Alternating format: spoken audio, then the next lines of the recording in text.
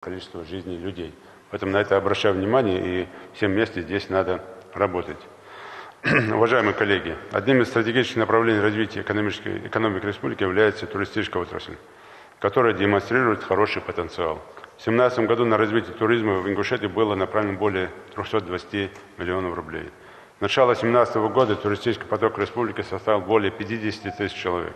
На территории Ингушетии прошло около 30 массовых туристических мероприятий, в которых приняли участие более 20 тысяч человек из числа местного населения и более 13 тысяч гостей, участников из других субъектов России. Разработано более 30 туристических маршрутов, в том числе новых, включая межрегиональные туристические маршруты. В рамках развития сельского и экологического туризма создана Ассоциация гостевых домов республики, и открытие прошло в 17 сельских гостевых домов. Здесь главам муниципальных образований надо более активно работать. Кстати, этот проект включен как критерий оценки деятельности глав муниципальных образований. Поэтому завтра, послезавтра вы будете по этому вопросу отчитываться. Обращаю на это очень серьезное внимание. Гостевые и сельские дома – это новый вид туризма, хотя это не что новое, как старое забытое прошлое.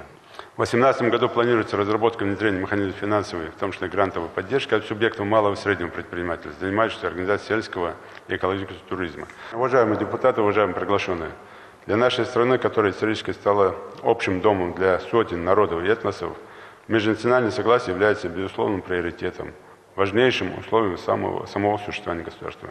Если вспомнить историю и заявления некоторых там лидеров мировых государств, в том числе и различных там политологов мира, одним из таких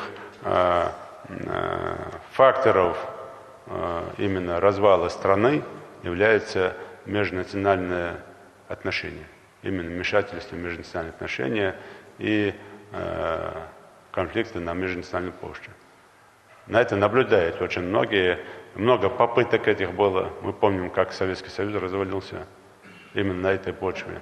Поэтому, конечно, мы с вами не должны допускать никаких межнациональных разногласий в республике.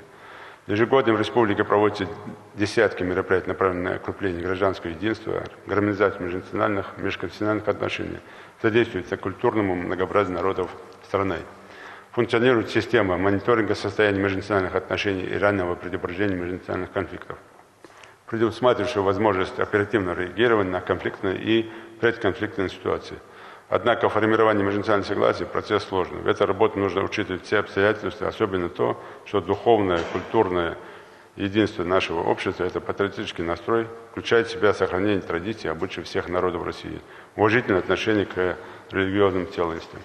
Вот тот музей, про который я говорил, «Россия. Моя история», это один из таких мощных факторов сохранения межнационального мира, согласия и гражданского, военного, патриотического воспитания подрастающего поколения.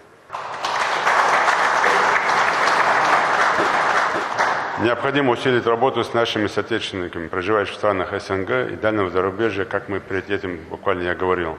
Почему? Потому что и в форме межнациональных отношений. Сегодня наши земляки, которые проживают в Казахстане, как моя страна, мое государство, по-другому не называть Казахстан. И в Кыргызстане также. Почему? Потому что эти люди живут, и казахстанцы приняли самые тяжелые времена, а под казахстанцами подразумеваем и Казахстан, и казахов, и русских, и немцев, и всех, кто там же проживал на этой территории. И когда мы живем в таком хорошем согласии, дружбе, взаимопонимании, особенно межнациональное согласие, конечно, это надо укреплять. Эти примеры надо передавать в том числе и сюда. Передавать, транслировать эти примеры на территорию Европы. Когда в Европе начались террористические акты, тогда обращался к нашим землякам, которые там живут в Европе. Тоже говорил, самое тяжелое время для вас. Европа приняла вас, поэтому отнеситесь к Европе, жителям Европы, с уважением, почему же вас приняли. Не слушайте тех идеологов, которые толкают вас на преступление, и не идите или не кусайте ту руку, которая вас кормит, которая вас поддерживает. Поэтому, конечно, здесь межнациональные отношения они должны не только транслироваться на территории республики, они должны распространяться на всех территориях, где проживают наши земляки. В том числе особо подчеркнул бы по межнациональным отношениям, уважительным отношениям наших земляков, которые проживают в регионах России.